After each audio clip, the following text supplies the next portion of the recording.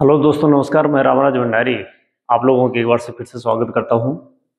अ, आप लोगों के ये अपने यूट्यूब चैनल लेक्चर 360 डिग्री पे हम लोगों की एनसीईआरटी क्लास की सीरीज शुरू हो रखी है, जिसमें हमने जो है अ, भूगोल की कक्षा 6-7 की जो है कंप्लीट कर रखी है। 9-10 की भूगोल कंप्लीट कर रखी है और जो कक्षा 8 में भूगोल है उसके एक दो टॉपिक देख लेंगे। वैसे जो है वो सारे टॉपिक कक्षा 10 के जो भूगोल है उससे ही मिलते जुलते हैं।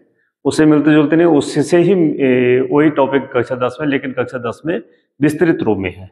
आप लोग जो है, जो भी कोई नए चैनल में है, वो एक सीक्वेंस से, एक सीरीज से जो है क्लास देखें। वैसे हमने कक्षा 6 से 8 तक की जो एनसीईआरटी इतिहास की थी वो भी कंप्लीट की थी, लेकिन वहाँ पर हमने 3-3, 4-4 टॉपिक को एक साथ लिया था। और हमने यहाँ पर एक टॉपिक को एक बार एक ही वीडियो में एक ही टॉपिक जो है लिया है और फिर से जो है इसको शुरू कर रहे हैं, ताकि वो वीडियो बहुत लंबी भी हो गई थी और थी तो बहुत ही यूजफुल थी वो वीडियो, लेकिन अब जो है फिर से शुरू किया है। तो आप लोग जो है एनसीईआरटी को, आप लोग एनसीईआरटी की जो है महत्ता जो है इसको समझते हैं कि इसकी जो है काफ़ी महत्वपूर्ण भूमिका होती है। ये क्लास सभी प्रकार के जो है प्रतियोगिता परीक्षा की तैयारी करने वाले विद्यार्थियों से लेकर के कक्षा 6 तक, ये क्योंकि कक्षा 6 की एनसीईआरटी है और कक्षा 6 के इसमें लेक्चर नंबर आज फर्स्ट है, तो सभी के लिए ये महत्वपूर्ण है। आप लोग ये ना समझे कि जो है ये कक्षा 6 की है, यहीं से ही कक्षा 6 से और 12 तक की एनसीईआरटी हमारी क्लियर रहती है, हमारे कंसेप्ट क्लियर रहते हैं, तो यहीं से ही प्रश्न बनते हैं। हम 6 से 12 तक की जो एनसीईआरटी का अध्ययन करेंगे, वो जो इसमें पाठ्य वस्तु सिलेबस होगा, इतिहास, भूगोल, राजनीति विज्ञान और अर्थशास्त्र, ये सभी जो प्रतियोगिता परीक्षाओं के लिए अति महत्वपूर्ण सारांश उपयोगी जो विषय वस्तु होगी उसका अध्ययन करेंगे। यहाँ पर मेरे कॉन्टैक्ट नंबर भी है, आप लोग मुझसे कॉन्टैक्ट भी कर सकते हैं। और आप लोग जो है वीडियो में जो है ज़रूर कमेंट करके बताइए कि आपको जो है कैसा लग रहा है, आपको इसमें क्या चेंजिंग करनी है।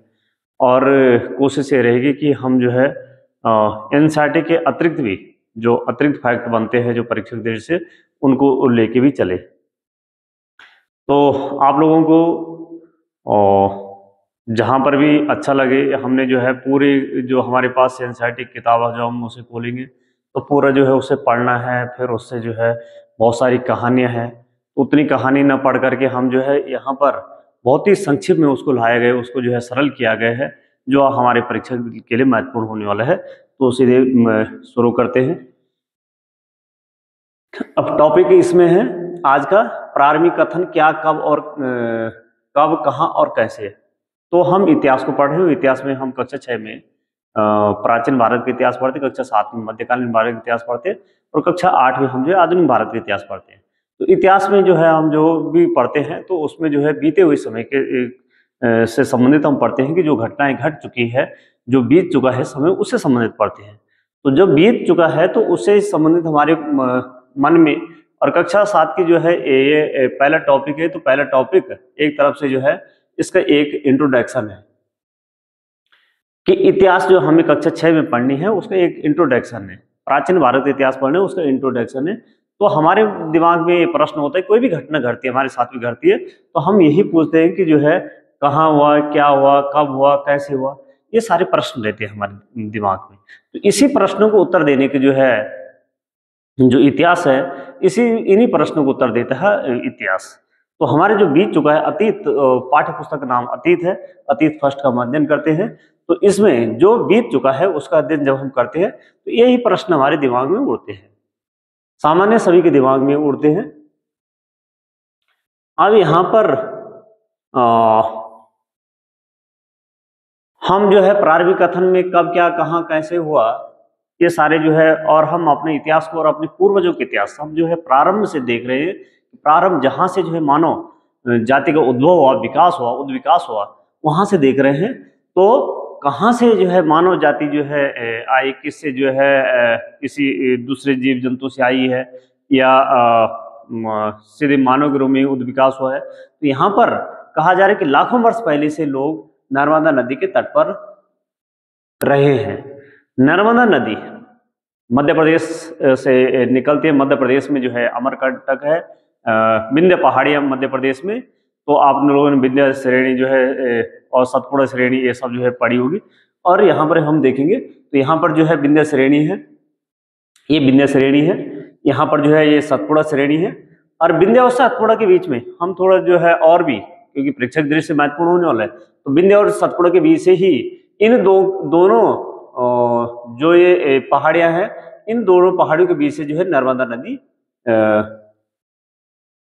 इन दोनों के बीच से नर्मदा नदी का रास्ता है, जिससे जो है विंध्य और सतपुड़ा के नर्मदा का जो है भ्रंश घाटी है, इन दोनों के बीच में, सतपुड़ा और विंध्य के बीच में जो है एक भ्रंश घाटी है, जहां से नर्मदा नदी बह रही है। तो नर्मदा नदी जो है मध्य एमपी से निकल रही है। एमपी में जो है अमरकंटक है, अमरकंटक पहाड़ी है, ये विंध्य श्रेणी में ही है अमरकंटक, यहीं से जो है नर्मदा नदी, यहीं से इसका ओरिजिन है। और ये नर्मदा नदी अपना पानी कहाँ गिराती है? ये गिराती है अरब सागर में पानी गिराती है, अरब सागर में अपना मुहाना बनाती है। मुहाना का मतलब है जहाँ पर नदी जो है अपना जो है जल किसी दूसरी नदी से या सागर महासागर से जहाँ से भी जो है वो मिलती है दूसरे में, तो उसे मुहाना कहती है। तो ये कहा जा रहा है कि लाखों वर्ष से पहले से जो है इस घाटी में लोग रह रहे थे, नर्मदा नदी के तट पे, नर्मदा नदी वाली घाटी में। और इस घाटी में हमें दिख रहे हैं सतपुड़ा दिख रहा है और विंध्य श्रेणी दिख रही है। तो यहाँ पर मानव के रहने के जो है हमें क्या मिले हैं? साक्ष्य मिले हैं। यहाँ रहने वाले आर्मिक लोगों में से कुछ कुशल संग्राहक थे जो आसपास के जंगलों की विशाल संपदा से परिचित थे। कहा जा रहा है कि जो यहाँ जो लोग रहते थे ये कैसे थे? कुशल संग्राहक, संग्रह मतलब जो हम इकट्ठा करते हैं अपने लिए भोजन इत्यादि, तो इस प्रकार के लोग थे वहां पर। और इन्हें क्या था कि इन्हें जो है यहाँ जो विशाल संपदा थी यहाँ पर जो है, क्योंकि यहाँ पर नर्मदा नदी है, विंध्य श्रेणी, सतपुड़ा श्रेणी है, यहाँ पर पहाड़ियां हैं, यहाँ पर जो है वन भी होंगे, वन जंगल यहाँ पे खूब होंगे। तो जंगल जो है उस समय के जो मानव थे वो कंदमूल फल इत्यादि खाते थे और मांस इत्यादि का भक्षण करते थे। तो उस पे ही उनका जीवन, उनके जो है उन्हें उनकी आवश्यकता वही थी, उस समय भोजन की आवश्यकता थी और खाने के लिए यहाँ पे जो है फल फूल मिल जाते थे और इधर जो है जंगलों में पशु पक्षी इत्यादि भी मिल जाते हैं। तो ये जो है एक कुशल संग्राहक थे और क्या थे, यहाँ की जो विशाल संपदा थी उससे वो परिचित थे कि कौन कौन से यहाँ पे जो है किस किस मौसम में कौन कौन से फल यहाँ पे पकते हैं, कौन कौन से जो है फसल तो समय वो नहीं जानते थे उगाना, पर कौन कौन से कंदमूल फल इत्यादि यहाँ पर मिलते हैं। अब यहाँ पे अच्छा थोड़ा सा इसको जो है हम और देखेंगे। जो ये सतपुड़ा है और यहाँ पे जो है अजंता श्रेणी है, तो इस इन्हीं के बीच से जो है तापी जो नदी है, ताप्ती नदी या तापी नदी, ये भी जो है दोनों भ्रंश श्रेणी से जो है भ्रंश घाटी से बहती है और दोनों अपना जल जो है कहाँ, ये दोनों जो है नदियां पश्चिम की ओर बहने वाली है और अपना जल अरब सागर में गिराती है। यहाँ पे चंबल नदी है, चंबल नदी जो ये नदी है ये यमुना की सबसे लंबी सहायक नदी है और ये जो है यमुना में जाकर के अपना जल गिराती है। तो सबसे लंबी सहायक नदी चंबल है यमुना की। और सोन नदी, यदि आप लोग देखेंगे तो सोन नदी जो है एक गंगा की सहायक नदी है, ये जो है बिहार में छपरा के पास अपना जो है ये गंगा में जाकर के मिलती है। तो यदि हम इस देखें कि ये जो है दाएं तरफ से मिल रही है या बाएं तरफ से मिल रही है, तो ये जो है दाहिनी तरफ से गंगा में जाकर के मिल रही है।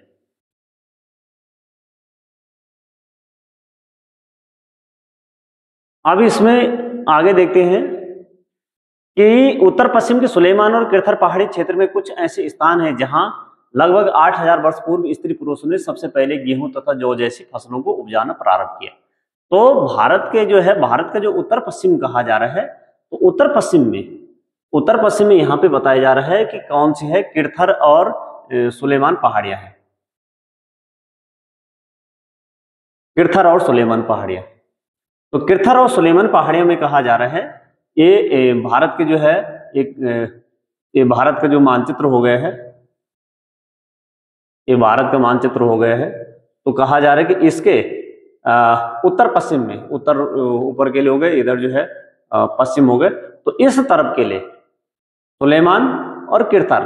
और ये क्या है कि हिमालय की जो है रेंज है, ये तिब्बत से निकली हुई रेंज है। तो तिब्बत जो पामीर का पठार है वहीं से जो है पामीर ग्रंथि है, वहां से जो है जितनी भी श्रृंखलाएं निकलती है, तो यहाँ से एक निकलती है जो है भारत और पाकिस्तान, सॉरी पाकिस्तान और अफगानिस्तान की जो है यहाँ पर ये की तरफ जाती है, यहाँ पर ये बॉर्डर बनाती है। तो ये पाकिस्तान और अफगानिस्तान की तरफ के लिए है। तो यहाँ पर कहा जा रहा है कि इस क्षेत्र में सबसे पहले मानव ने क्या किया है, फसलें उगाई है।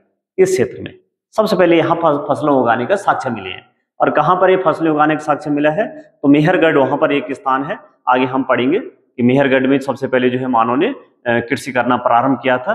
तो यहाँ पर कहा जा रहा है कि इस समय सबसे पहले जो है इस क्षेत्र में क्या किया था, वहां पर स्त्री पुरुषों ने सबसे पहले गेहूं तथा जौ जैसी फसलों को उपजाना प्रारंभ किया। गेहूं तथा जौ, लेकिन आप लोग ध्यान रखना सबसे पहली फसल जौ है और दूसरी फसल है गेहूं। यहाँ पर गेहूं तथा जौ है लेकिन पहली फसल। और क्या कहा जा रहा है कि जहां लगभग 8000 वर्ष पूर्व, आज से 8000 वर्ष पूर्व, तो 8000 वर्ष पूर्व की बात की जा रही है कि 8000 वर्ष पूर्व जो है आज से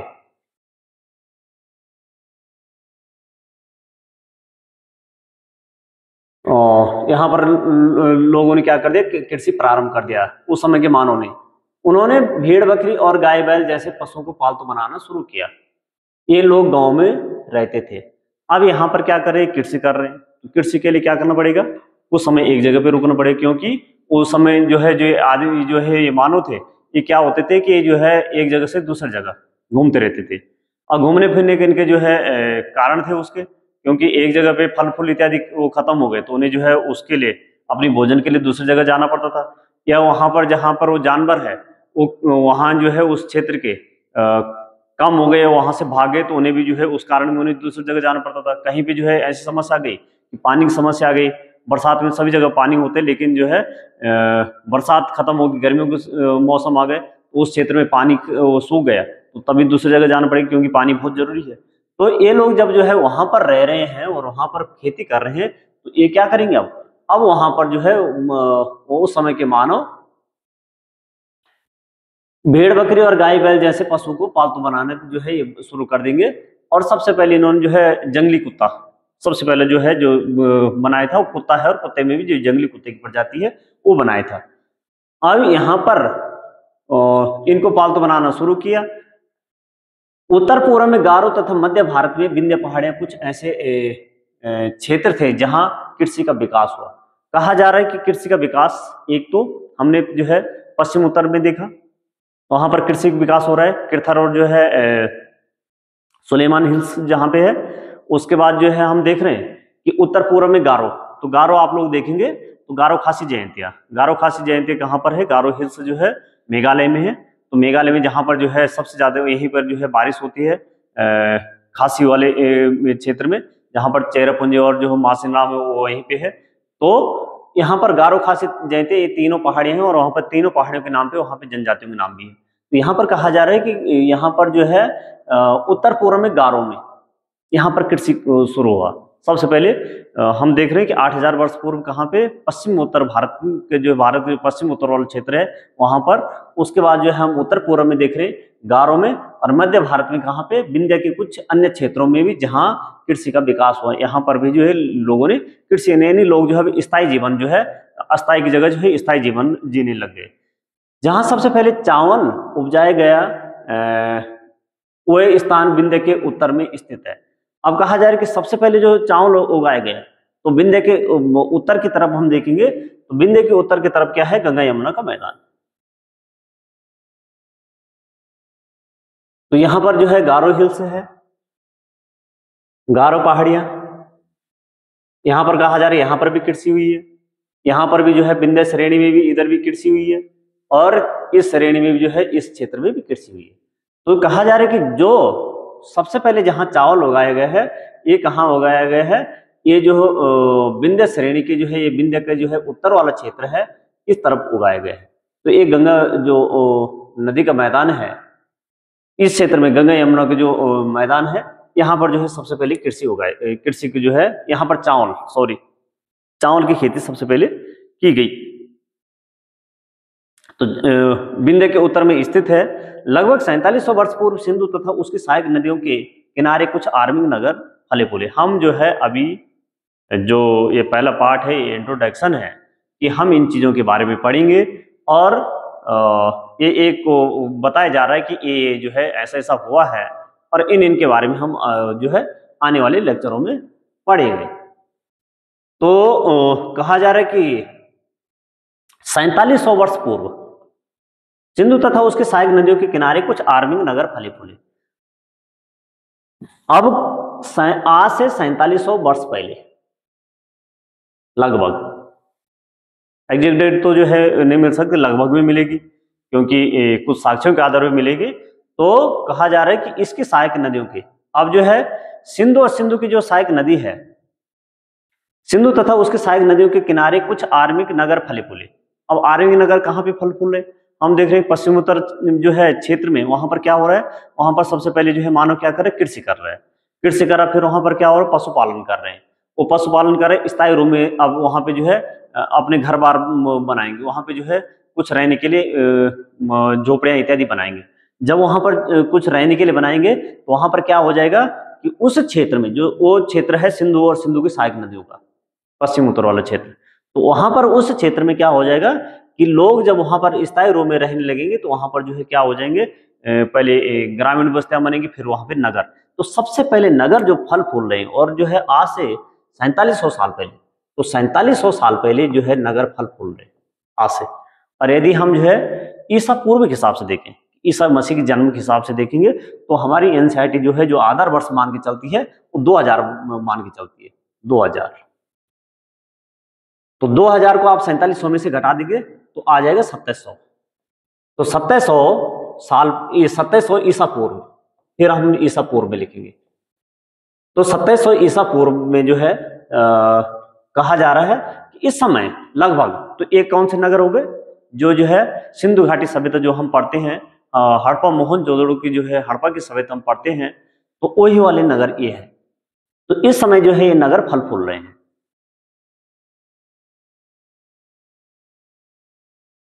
यहां पर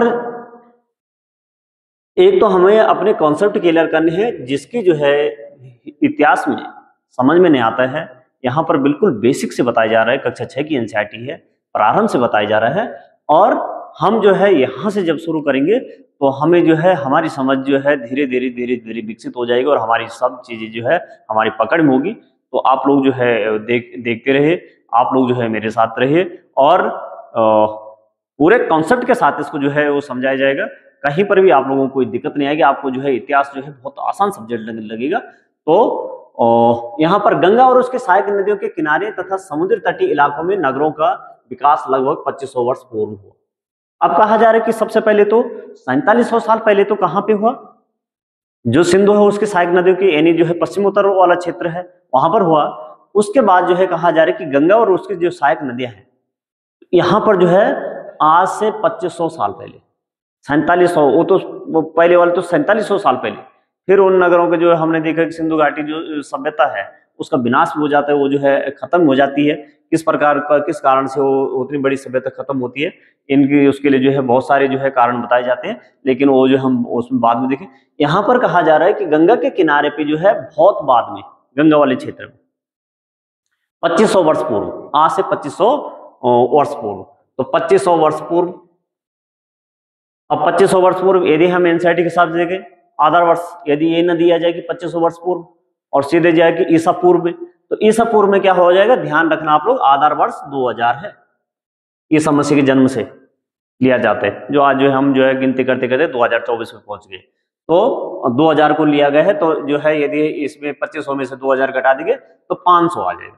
तो 500 क्या आ जाएगा, ईसा पूर्व, ईसा के जन्म से पहले, ईसा पूर्व। तो 500 ईसा पूर्व। अब 500-600 ईसा पूर्व कौन से जो है नगर विकसित हुए थे, तो यदि हम इतिहास देखें तो मगध जैसे जो है नगर, सबसे बड़े जो है महाजनपद, मगध जैसा सबसे बड़ा महाजनपद, तो एक कहाँ था कि गंगा और जो सोन नदी है उसी के संगम पे था, ये उसी के जो है बीच वाला जो क्षेत्र, उसी के जो है वो वाला क्षेत्र है, गंगा और सोन वाला क्षेत्र है, उन नदियों के बीच का जो क्षेत्र है, संगम नहीं कहेंगे, उनके बीच का जो क्षेत्र है वहाँ वो जो है मगध वाला क्षेत्र है। तो वो वाला बाद में विकसित हुआ, सबसे पहले जो है पश्चिम वाला। अपने देश के लिए हम प्राय इंडिया तथा भारत जैसे नामों का प्रयोग करते हैं।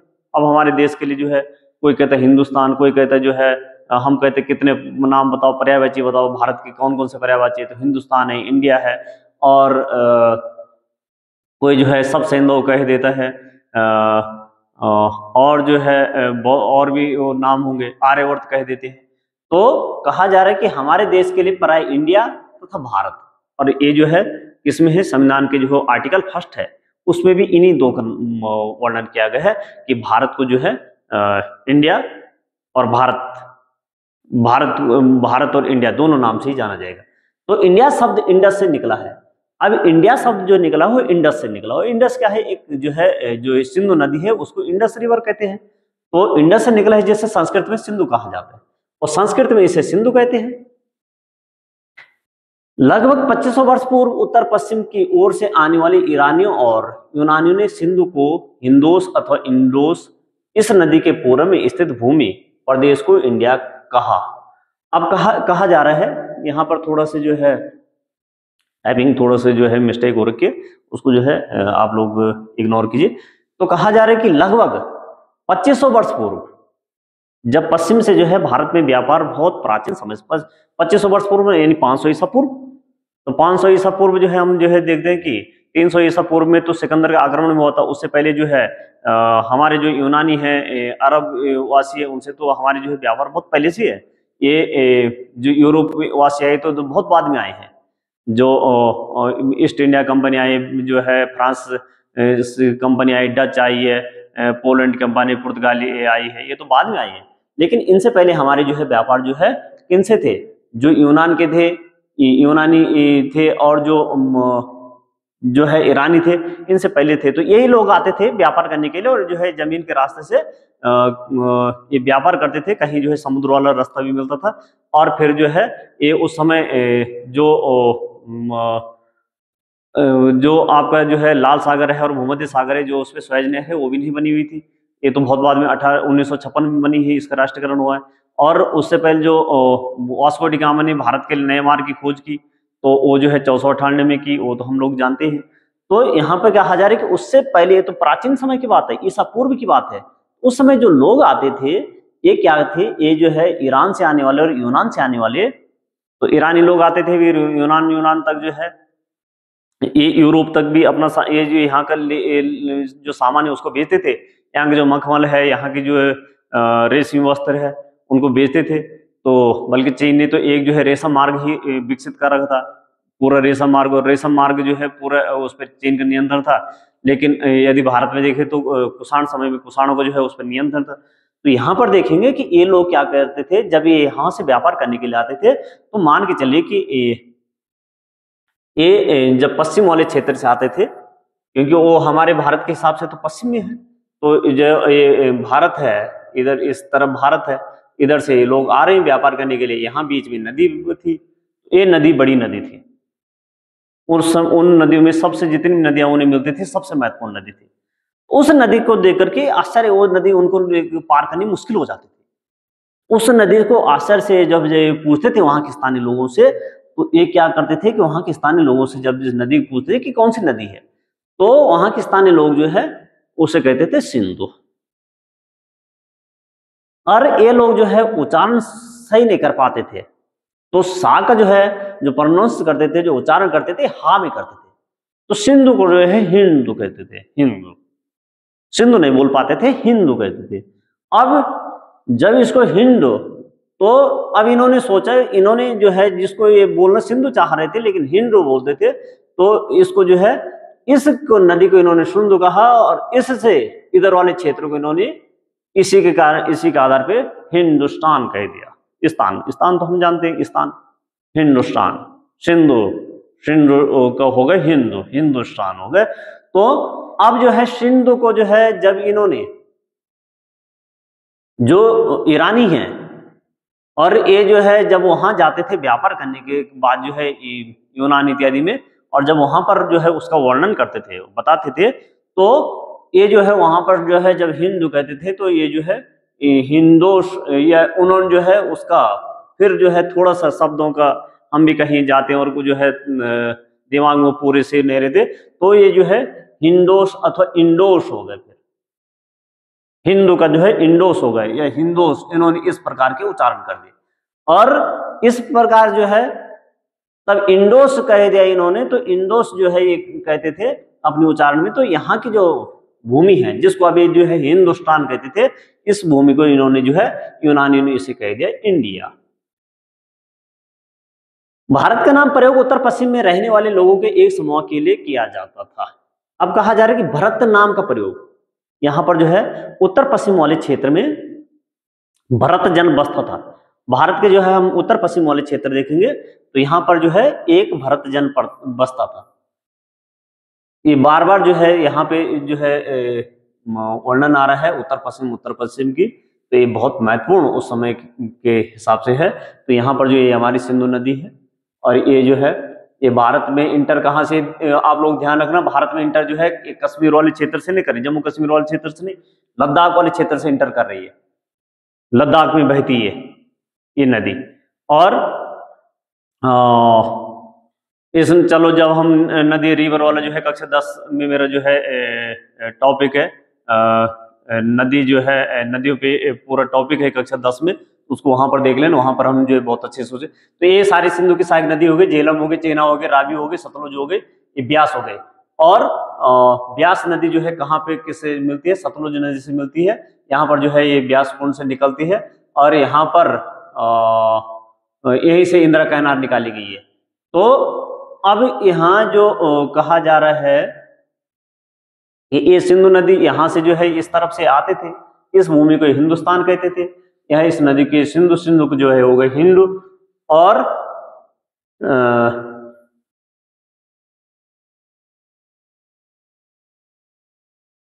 पश्चिम में रहने वाले लोगों के एक समूह, तो यहाँ पे कहा जा रहा है कि इस क्षेत्र में इस उत्तर पश्चिम वाले क्षेत्र में एक समूह रहता था, एक ग्रुप था, एक समुदाय था जिसे जो है भरत कहा जाता, भरत जन। उस समय जन होते थे, जन और विश्व होते थे। तो उस समय जो छोटे छोटे, तो उनको जो है ग्रुप समुदाय में जहाँ पे लोग रहते थे उनको कुछ न कुछ किसी नाम से जाना जाता था। तो यहाँ पर भरत जन के नाम से जो है जाना जाता था। तो जो भरत जन है, तो भरत नाम का उत्तर पश्चिम में रहने वाले लोगों के लिए एक समूह के लिए किया जाता था। इस समूह का उल्लेख कहा जा रहा है कि इस समूह का उल्लेख जो है कहाँ में भी है, आर्मी लगभग 3500 वर्ष पुरानी कीर्ति ऋग्वेद में मिलता है। इस समूह का जो है भरत जन का उल्लेख कहाँ मिलता है, ऋग्वेद में मिलता है। बाद में इसका प्रयोग देश के लिए होने लगा, यानी भरत जन के नाम से जो है हमारे देश का नाम भारत पड़ा है। और बहुत सारी कहानियां हैं कि जो कुरुवंश का जो है राजा था, राजा जो दुष्यंत के पुत्र यानी शंकुतला और दुष्यंत का पुत्र जो था भरत, तो उसके नाम पे पड़े। ये बहुत सारी, लेकिन इतिहास जो है कहानी पे नहीं चलता है, इतिहास साक्ष्यों पे चलता है। तो ये कहा जा रहा है कि भारत का नाम जो है इस भरत जन के नाम पे पड़ा है। अब यहाँ पे देखते हैं कि जो प्रारंभिक कथन में और हम जो है क्या क्या हो सकते हैं महत्वपूर्ण, तो यानी इन सब चीजों के बारे में विस्तृत में भी होगा। अतीत, ये पहला जो है टॉपिक है, बार बार वो कह रहा हूँ कि ये जो है इंट्रोडक्शन वाला है। तो अतीत की जानकारी का एक तरीका, अब अतीत जो बीत चुका है उसका एक तरीका लिखी हुई पुस्तकों को पढ़ना, पुस्तकों को ढूंढना और पढ़ना है। अब हम कैसे जो है अतीत के बारे में जानते हैं, हम भी जो है क्या हुआ है कैसे, तो हम भी इतिहास के जो है पुस्तकों को पढ़ते हैं। तो कहा जा रहा है कि हाथ से लिखी होने के कारण पांडुलिपियां कही जाती थी। इनको हाथ से लिखा जाता था। उस समय ताड़ के पत्र थे, भोज वृक्ष के जो पत्र थे उस पर जो है लिखा जाता था। तो इसके कारण इन्हें क्या कहा जाता था, पांडुलिपियां कहा जाता था। पांडु मतलब होता है हाथ और लिपि मतलब लिखा हुआ, तो हाथ से लिखा हुआ। और अंग्रेजी में इस पांडुलिपि के लिए जो प्रयुक्त होने वाला शब्द है वो क्या है, मैन्युस्क्रिप्ट, यानी लैटिन। और एक कौन सा है, लैटिन शब्द मेनु, अर्थात जिसका अर्थ है हाथ से निकला। ये जो है लैटिन शब्द मेनु से जो है बना हुआ, जो लैटिन शब्द मेनु है जिसका अर्थ है हाथ से निकला हुआ, यानी हाथ से निकला हुआ, यानी हाथ से लिखा हुआ। तो मैन्युस्क्रिप्ट शब्द जो है लैटिन शब्द मेनु जिसका अर्थ है निकला हुआ, ये पांडुलिपि पढ़ाई किस पे लिखी जाती थी, ताड़ पत्रों पे लिखाई जाती थी। हिमालय क्षेत्र में उगने वाले जो भुर्ज नामक जो है पेड़ थे उसकी छाल से विशेष तरीके से तैयार भोजपत्र पर लिखी मिलती थी।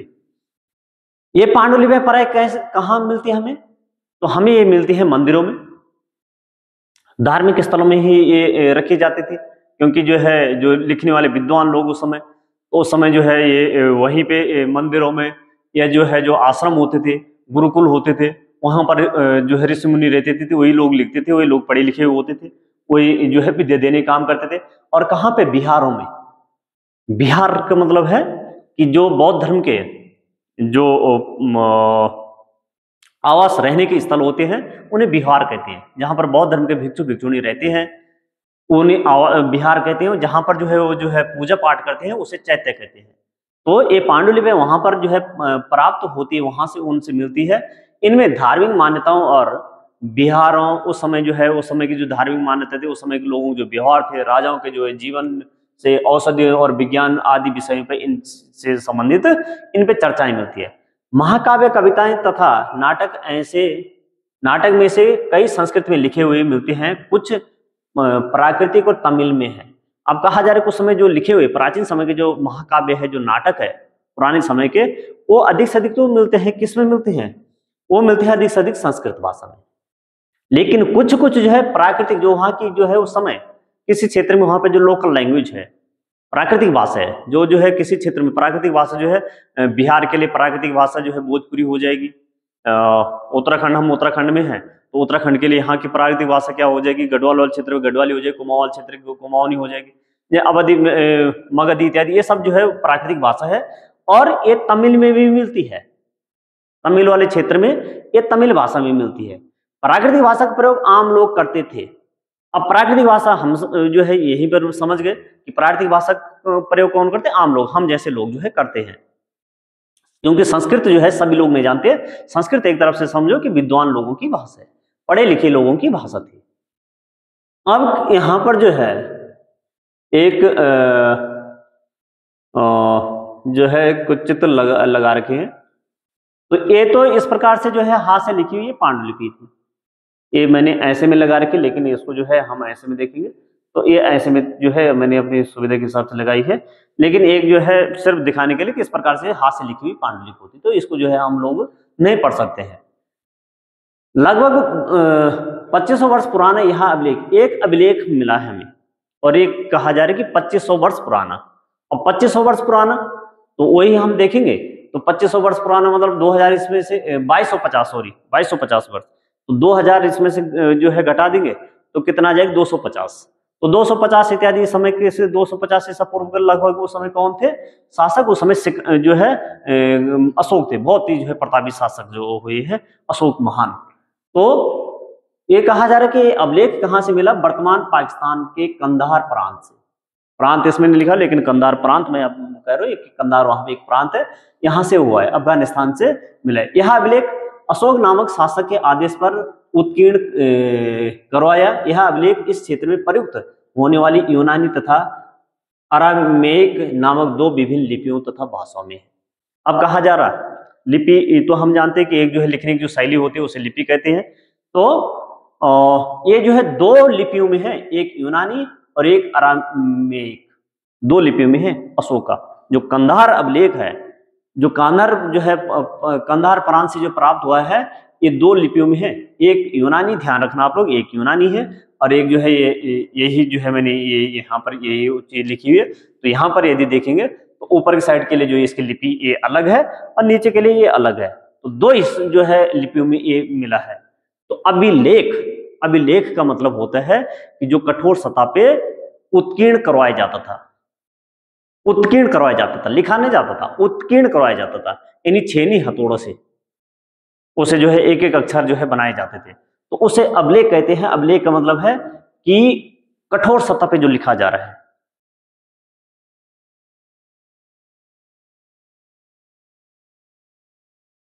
यहां पर लिखा हुआ भी है, इससे संबंधित है, अभिलेख से संबंधित, कि अभिलेख क्या होते थे। तो अभिलेख पत्थर अथवा धातु जैसी अपेक्षाकृत कठोर सतहों पर उत्कीर्ण किए जाते थे। पत्थर पे भी हो सकते और धातु पे हो सकते, जो कठोर सतह होगी। कुछ ऐसे अभिलेख भी मिले हैं जिनमें राजाओं तथा रानियों सहित अन्य स्त्री पुरुषों ने भी अपने कार्यों का विवरण उत्कीर्ण करवाया है। तो कुछ अभिलेख, वैसे तो ज्यादा राजा रानियों संबंधित होते थे, कोई लोग जो है संपन्न लोग जो है वो लिखवाते थे, लेकिन कुछ अभिलेख जो है राजा रानियों के अतिरिक्त अन्य स्त्री पुरुषों ने भी लिखवाए हैं। इसके अतिरिक्त अन्य कई वस्तुएं अतीत से बनी हुई ऐसी वस्तुओं का अध्ययन करने वाला व्यक्ति पुरातत्वविद कहलाता है। इसके कहा जा रहा है कि इसके अतिरिक्त जो है, मैं फर्स्ट जो है स्लाइड पे पिक्चर लगा रखी थी, एक सुराई की जो है पिक्चर थी, तो ये कहा जा रहा है कि कुछ ऐसी वस्तुएं जो है मिली है, और वो जो है वो जो सुराई है वो सैंधव-कालीन संबंधित है। तो यहाँ पर कहा जा रहा है कि कुछ और वस्तुएं मिली है, प्राचीन वस्तुएं, धातु की जो है कुछ वस्तुएं मिली है, कुछ जो है बर्तनें मिली है, कुछ जो है मिट्टी के जो है बर्तन मिले हैं, चूना के बर्तन मिले हैं, कुछ औजार मिले हैं। तो उनका जो अध्ययन करने वाले, अतीत में जो ऐसी वस्तुएं मिली हैं उनका अध्ययन करने वाले जो है व्यक्ति वो पुरातत्वविद कहलाएगा। पुरा मतलब पुराना, तत्व मतलब तत्व पदार्थ ही हो गए, विद मतलब विद्वान। तो पुराने चीजों की जो जानकारी रखने वाला है, जो इनका जो है अध्ययन करने वाला है, वो जो है पुरातत्वविद कहलाएगा। पांडुलिपियों, अभिलेखों तथा पुरातत्व से ज्ञात जानकारियों के लिए इतिहासकार प्राय स्रोत शब्द का प्रयोग करते हैं। तो इन जो ये सब कुछ मिल रहे हैं, चाहे जो है हमें अभिलेख मिले, चाहे पांडुलिपि हाथ से लिखी हुई मिली, चाहे कोई अभिलेख मिला, चाहे कोई पुरातत्व मिला, इन सब के लिए इतिहासकार जो है स्रोत शब्द, यानी ये है इतिहास जानने के स्रोत। यह अतीत शब्द का प्रयोग बहुवचन के रूप में किया गया है। अब यहां पर कहा जा रहा है कि अतीत जो शब्द है इसका प्रयोग जो है बहुवचन के रूप में किया गया है, यानी हमारा इतिहास एक है या अनेक है, तो सबका इतिहास अलग अलग है। मेरे इतिहास अलग है, आपके इतिहास अलग है, दूसरे के इतिहास अलग है, सबका इतिहास अलग है। हम, मेरी परवाइश अलग ढंग से हुई, दूसरे की अलग ढंग से हुई, मेरी परिस्थिति अलग थी, दूसरे की परिस्थिति अलग थी। इसलिए जो अति जो बीत चुका है इसके लिए कहा जा रहा है कि बहुवचन, यानी इतिहास एक नहीं अनेक है। वर्ष की गणना ईसा धर्म सबके लिए अलग अलग हुआ है। अभी यहाँ पे कहा जा रहा है कि जो वर्ष की गणना है वो किससे की जाती है? ईसाई धर्म प्रवर्तक, जिन्होंने ईसाई धर्म को जो है चलाया, जो है ईसाई धर्म के प्रवर्तक माने जाते हैं, ये है ईसा मसीह। इनके जन्म से की तिथि से की जाती है। तो इनके जन्म की तिथि से, जब इनका जन्म हुआ उस तिथि से वर्ष की गणना की जाती है। ईसा मसीह के जन्म के पूर्व की सभी तिथियां ईसा पूर्व, ईसा से पहले के रूप में जानी जाती है। अब इससे संबंधित जो इससे पहले की है, जहां से जो है जिस दिन इनका जन्म हुआ वहां से तो हम जो है हमने गिनती कर दी 1 2 3 4 5 है, और आज जो है गिनती करते करते 2024 में है, और आज जो है जो डेट है वो 26 अक्टूबर 2024 है। तो कहा जा रहा है कि इससे पहले की तिथियों को उससे पहले की जो है तिथियों को हम कहते हैं ईसा पूर्व, उसके जन्म से, ईसा के जन्म से पूर्व। और यहां पर जो है देवी रखा है इससे संबंधित,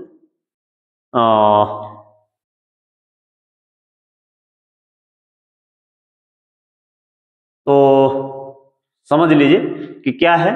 अंग्रेजी में बीसी, इस ईसा पूर्व को अंग्रेजी में क्या लिखा जाएगा? बीसी लिखेंगे।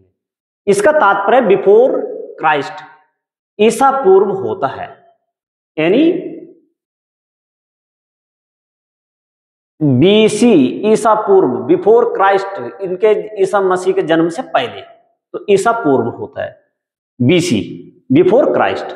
कभी कभी तुम तिथियों से पहले एडी कहा जा रहा है कि कभी कभी एडी, तो हिंदी में क्या है लिखा मिलता है? एडी हिंदी में लिखा।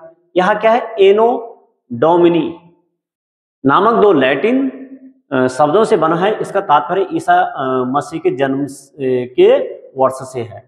तो एडी का मतलब है कि ईसा मसीह के जन्म से, के वर्ष से, वहां से जो आज तक हम गिन रहे हैं उसे जो है हम एडी में लिखते हैं।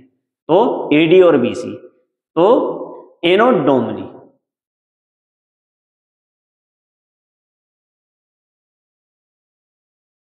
कभी कभी एडी की जगह ईसी तथा बीसी की जगह बीसीई, तो बीसी मतलब बिफोर क्राइस्ट कॉमन ईरा हो गया। तो ऐसा भी जो है लिखा जाए। कॉमन ईरा मतलब सब जगह जो है एक ही जनगणना, एक ही गणना शुरू हो गई। कॉमन ईरा जो है सब जगह जो है शुरू हो गई। तो ये जो है इसका आप ध्यान रखना। अब कृषि का आरंभ कहा जा रहा है कि 8000 वर्ष पूर्व हुआ है, और यदि जो है हम 2000 घटा देंगे तो 6000 वर्ष ईसा पूर्व। सिंधु सभ्यता के प्रथम नगर 4700 वर्ष पूर्व, और यदि जो है 2000 घटा देंगे तो 2700 वर्ष पूर्व। ईसा पूर्व में आ जाएगा। गंगा घाटी में नगर यानी जो है मगध का बड़ा राज्य, ये सबसे बड़ा जो है मगध था, तो ये कहा जा रहा है कि 2500 वर्ष पूर्व। और यदि जो है इसमें से घटा देंगे, क्या घटा देंगे, 2000 घटा देंगे तो 500 ईसा पूर्व। वर्तमान लगभग जो है वर्तमान कहा जा रहा है कि 2000 वर्ष पूर्व। तो वर्तमान जो है 2000 वर्ष पूर्व, यानी 2000 को जो है एनसीईआरटी ने क्या माना है, आधार वर्ष माना है 2000 से। वहां से नाम और तिथियां, अब ये नाम और तिथियों से संबंधित थोड़ा सा जो है और देख लेते हैं कि ये नाम और तिथियों का क्या जो है महत्व है। तो हम जिस काल के बारे में पढ़ रहे हैं, पुरातत्वविदों ने उनके बड़े बड़े नाम रखे हैं। अब कहा जा रहा है कि पुरातत्वविदों, जो पुराने तत्वों की जो ये अध्ययन करने वाले, उन्होंने इनके नाम जो है बड़े बड़े नाम कहा जा रहा है। प्रारंभिक काल को पुरापाषाण काल। अब प्रारंभिक स्टार्ट वाला जो काल था उसे कहा जा रहा है कि पुरापाषाण काल। पुराना, पाषाण पत्थरों का काल, यानी उस समय जो है मनुष्य किसका वो कर रहा है, इस्तेमाल कर रहा है, औजार के रूप में, चाहे किसी भी उसके रूप में, पत्थरों का, अपनी सुरक्षा के लिए पत्थरों का, शिकार करने के लिए पत्थरों का। तो इसे कहा जा रहा है इस समय पत्थरों के, उन्हें धातु की जानकारी नहीं है। यह दो शब्दों, पुरा मतलब प्राचीन और पाषाण मतलब पत्थर से बना है, यह पुरा स्थलों से प्राप्त पत्थर के औजारों के महत्व को बताते हैं। अब कहा जा रहा है कि ये जो है किससे संबंधित, तो किसका महत्व बता रहा है, पत्थरों से संबंधित जो औजार है उनके।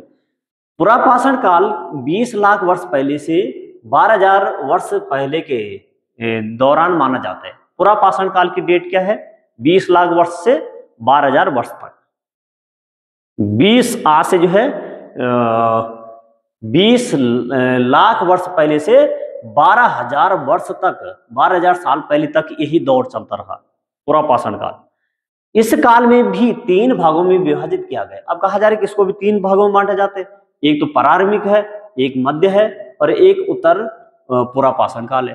प्रारंभिक पुरापाषाण काल, मध्य पुरापाषाण काल और उत्तर पुरापाषाण काल। मानव इतिहास के लगभग 99% कहानी इसी काल के दौरान, मानव इतिहास की जो 99% जो भी घटनाएं हुई है, जो भी उसने जो है आविष्कार किए हैं, वो लगभग जो है यही जो है इसी काल में कर दिया। बहुत सारी जो है उसने खोज, बहुत सारे सीखने के उसने कर दिया। जिस काल में हमें पर्यावरणीय बदलाव मिलते हैं उसे मेसोलिथ यानी मध्य पाषाण युग कहते हैं। अब कहा जा रहा है कि पाषाण काल का एक बीच का ट्रांजिशन जो है पीरियड आता है, जब पाषाण काल से जो है फिर हम क्या हो रहे हैं, वहां से जो चेंजिंग आ रही है, तो कहा जा रहा है कि एक बीच का, जिसे कहा जा रहा है कि मध्य मेसोलिथ यानी मध्य पाषाण युग कहते हैं इसे। तो ये कहा जा रहा है कि इसका समय लगभग 12,000 साल पहले से लेकर के 10,000 साल पहले, यानी ये जो है 12,000 से 10,000 साल का जो ट्रांजिशन टाइम है, बीच का समय है, वो ये समय है। और इसे कहा जा रहा है कि मध्य पाषाण काल है। और इस काल में पाषाण और औजार आमतौर पर बहुत छोटे हो गए थे। इस समय के जो पाषाण काल के औजार है, वो औजार कैसे हो गए, छोटे हो गए। पहले के औजार कैसे थे, पत्थरों के औजार भी थे, तो बड़े बड़े औजार थे, यानी बड़े बड़े पत्थरों को प्रयोग करे थे उस समय के मानव। और जो है वो पत्थर बिडौल थे, वो पत्थर जो है अब कैसे पत्थर हो गए, अब पत्थर जो है छोटे पत्थर है, पत्थर सुडौल पत्थर है, पत्थर जो है किस प्रकार के पत्थर है, अब पत्थर जो है उस पर पॉलिश की हुई पत्थर है। इस प्रकार के पत्थर तो इस समय जो है कहा जा रहा मध्य पाषाण इस काल के जो है औजार हो गए थे, बहुत छोटे थे, माइक्रोलिथ यानी लघु पाषाण कहा जाता है। प्राय इन औजारों में हड्डियों और लकड़ियों, अब ये जो है क्या करने लगे कि यहाँ पर लकड़ियों के जो है क्या लगाने लगे, मुट्ठे लगे हसिया और आरी जैसे औजार मिलते हैं, तो या तो हड्डियों के लगा रखे, या तो जो है वो किसके लगा रहे हैं, लकड़ियों के लगा रहे हैं। तो लकड़ियों के जो है उस पे क्या लगा रहे हैं, उस पे जो है इस प्रकार के हैंड जो है जो कुलाड़ी कालाड़ी इस प्रकार के बना रहे, जिसपे जो है लकड़ी का क्या है जो हत्था है लगा हुआ, इस प्रकार का प्रयोग कर रहे हैं। तो है तो पत्थरों से है, लेकिन वो जो है हड्डियों और जो है लकड़ियों के जो है इसमें क्या कर रहे हैं, मुठे लगा रहे हैं।